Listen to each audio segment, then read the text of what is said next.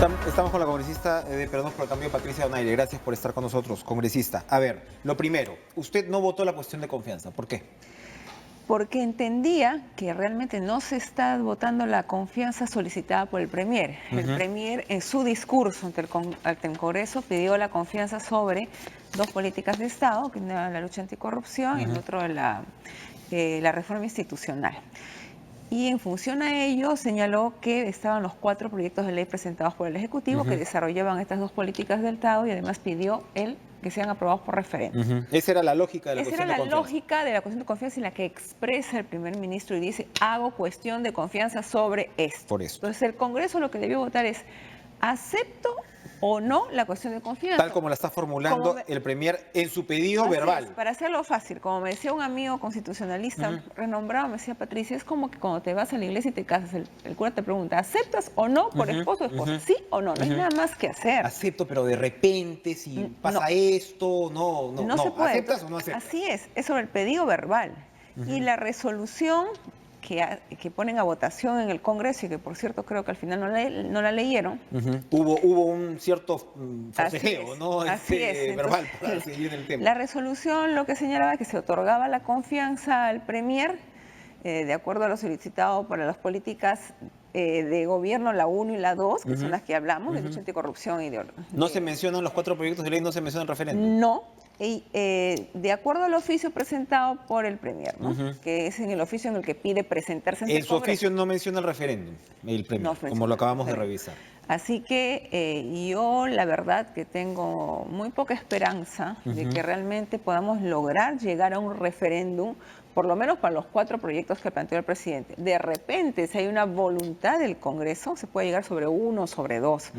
Y hoy día, Enrique Bernales nos decía en la Comisión de Constitución que la Constitución del 93 es tan cerrada en el aspecto de la reforma constitucional que tanto el Poder Constituyente y el Poder Constituido, que es el que se delega al Congreso, le confieren al Congreso en absoluto, al extremo de que el presidente tampoco puede observar la ley de reforma. Entonces, ¿podría haber entrado ya un candado? ¿El Ejecutivo ya no podría hacer mucho? O sea, ¿ya atracó, por decir de alguna forma? Para mí, o sea, lo que le mande al Congreso. De cierta forma no se ha interpretado bien el sentido de la resolución por la que se da la cuestión de confianza. ¿Le faltó un poquito de punch al Ejecutivo de repente? Y lo que va más allá es en el oficio que se le envía al presidente el día de hoy comunicándole que se le ha dado la confianza, se recurre a los artículos del reglamento al 82 y al 86. Y el 86 es el artículo que justamente está en discusión en el Tribunal Constitucional. Discusión en el Tribunal Constitucional, y de alguna manera los que han firmado la demanda de inconstitucionalidad estarían avalando con su voto la constitucionalidad de este artículo, ¿no? Y el artículo 82 que citan es un artículo de mero trámite, ¿no? Pero el 86 es complicado, porque el 86 te dice tú no puedes presentar cuestión de confianza por proyectos de ley, básicamente, ¿no? Y además el famoso artículo 86 me parece que es el que tiene la crisis total de gabinete. Es decir, si el presidente Martín Vizcarra, o mejor dicho, el Premier, porque es el que le corresponde constitucionalmente, ha puesto la carta de su propia cabeza, mejor dicho, es para que el presidente tenga la posibilidad de cerrar constitucionalmente el Congreso, si es que el Congreso no otorga lo que están pidiendo. Esa es la gracia, en resumen. Esa es la gracia. Entonces, si está citando ese artículo 86, pues todavía hay una intención de parte del Congreso de repente le está diciendo, yo te he dado la confianza sobre los lineamientos que has planteado, pero no te la he dado sobre los proyectos de ley, porque este artículo no te permite, porque yo te doy sobre las políticas que tú estás formulando. Creo que ayer la vocera de Fuerza Popular ha dicho lo mismo, la señora Luz Salgado lo dijo saliendo del debate en un sí, por algo lo están remarcando, ¿no? Por algo lo están remarcando. Lo remarcó Velázquez Quisquén en la Comisión de Constitución, así que yo la verdad que creo que más va a ser un acto de buena voluntad del Congreso, que es en cuyo escenario se encuentra la posibilidad de llegar o no a un referéndum.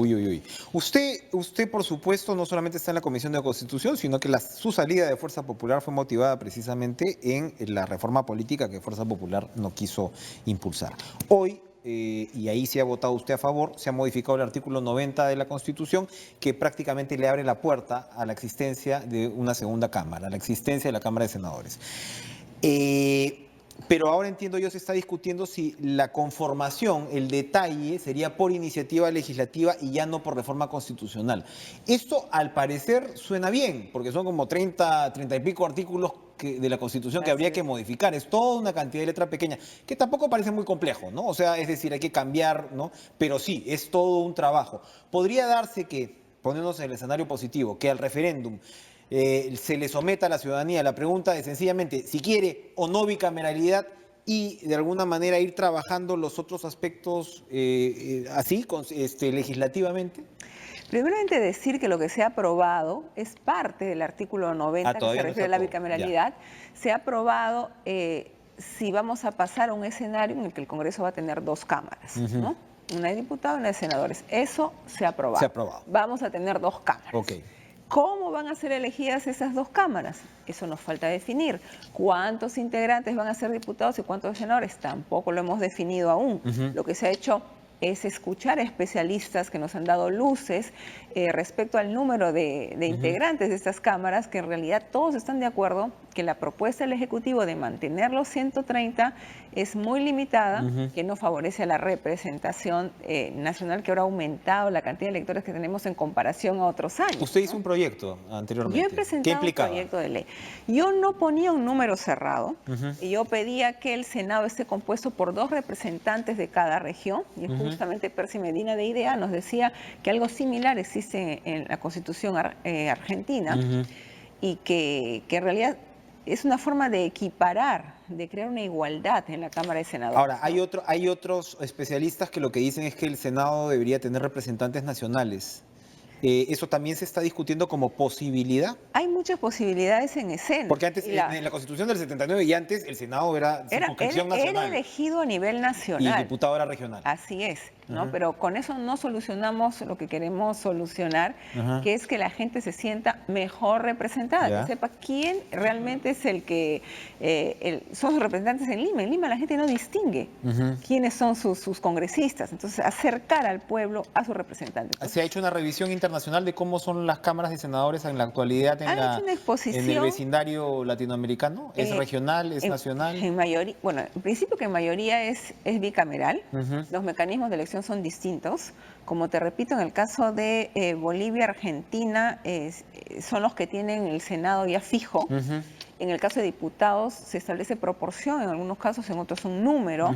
Entonces, eso es lo que tenemos que definir. Y la otra alternativa es simplemente no definir números en la Constitución, sino que dejarlo a una ley orgánica. Ahora, eso nos facilita el hecho de poder de repente llegar a los plazos de referéndum, porque no nos enfrascaríamos en un debate complicado. Pero el presidente, cuando presenta su propuesta y dice no la desnaturalicen, yo creo que parte de esa desnaturalización sería no incluir el número de 130 dentro de la consulta. Exacto. ¿Hasta dónde el presidente Vizcarra va a estar dispuesto? Porque si presentó la cuestión de confianza, se toma en serio aquello de la desnaturalización.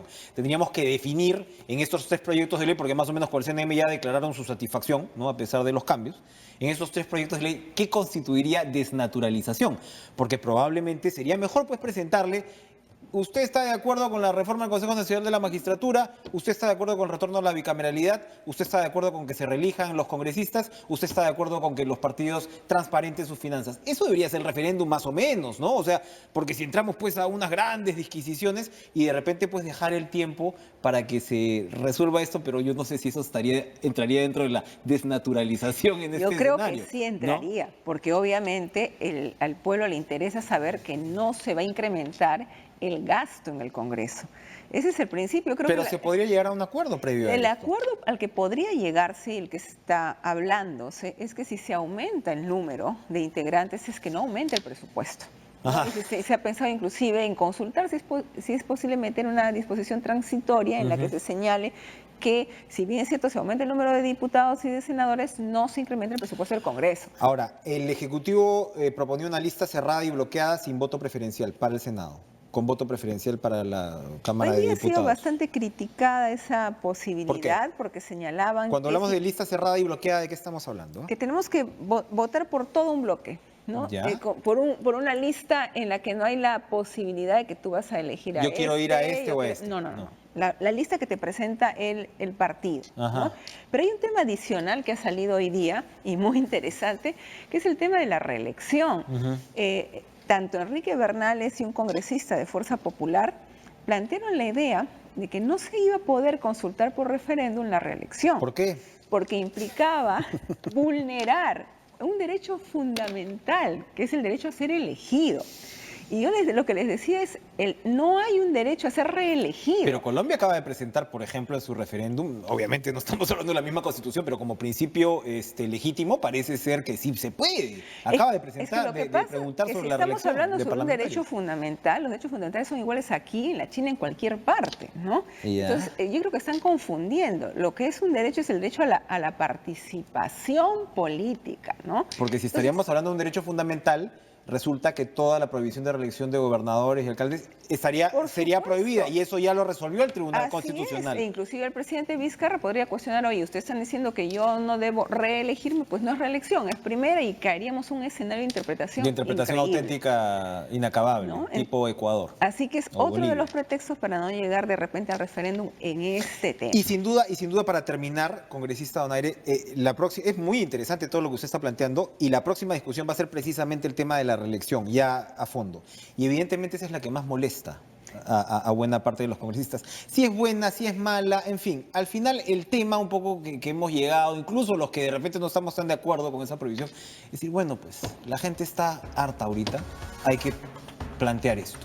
O por lo menos darles una alternativa, ¿no? ¿Cuál podría ser la? ¿De qué se está hablando? Adelántenos, por favor. Una reelección inmediata y no más, para dar paso a una renovación de la clase política, podría ser. ¿No? O me han dicho por ahí también una disposición transitoria de que diga, este Congreso no tiene reelección y de repente el próximo tiene una reelección inmediata.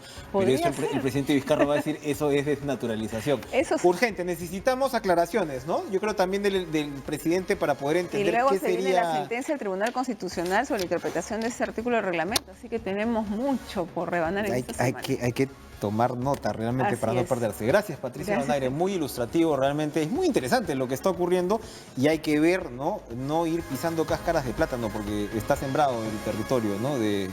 Hay que ir con mucho cuidado. Gracias por estar con nosotros. Vamos a una pausa, regresamos con lo último de Caracas.